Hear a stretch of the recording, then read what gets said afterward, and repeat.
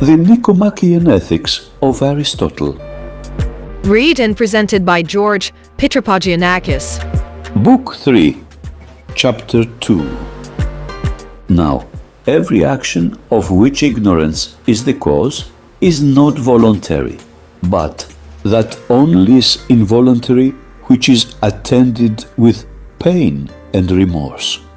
For clearly the man who has done anything by reason of ignorance, but is not annoyed at his own action, cannot be said to have done it with his will because he did not know he was doing it, nor again against his will because he is not sorry for it.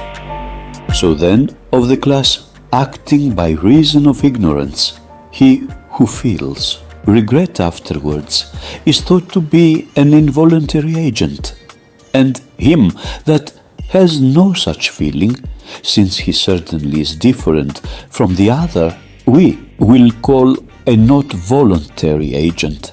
For as there is a real difference, it is better to have a proper name. Again, there seems to be a difference between acting because of ignorance and acting with ignorance. For instance, we do not usually assign ignorance as the cause of the actions of the drunken or angry man, but either the drunkenness or the anger.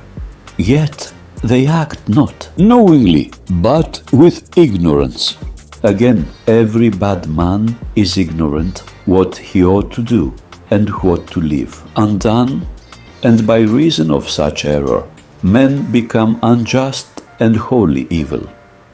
Again, we do not usually apply the term involuntary when a man is ignorant of his own true interest, because ignorance which affects moral choice constitutes depravity, but not involuntariness, nor does any ignorance of principle, because for this men are blamed, but ignorance in particular details wherein consists the action and wherewith it is concerned.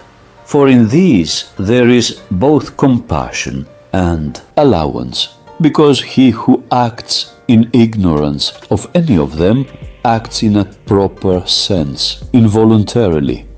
It may be as well, therefore, to define these particular details, what they are and how many, viz., who acts what he is doing with respect to what or in what, sometimes with what, as with what instrument, and with what result, as that of preservation, for instance, and how, as whether softly or violently. All these particulars, in one and the same case, no man in his senses could be ignorant of, plainly not of the agent being himself. But what he is doing a man may be ignorant, as men in speaking say a thing escaped them unawares, or as Aeschylus did with respect to the mysteries, that he was not aware that it was unlawful to speak of them, or as in the case of that catapult accident the other day, the man said, he discharged it merely to display its operation. Or a person might suppose a son to be an enemy, as Merope did, or that the spear really pointed was rounded off, or that the stone was a pumice, or in striking with a view to save might kill, or might strike when merely wishing to show another, as people do in sham fighting.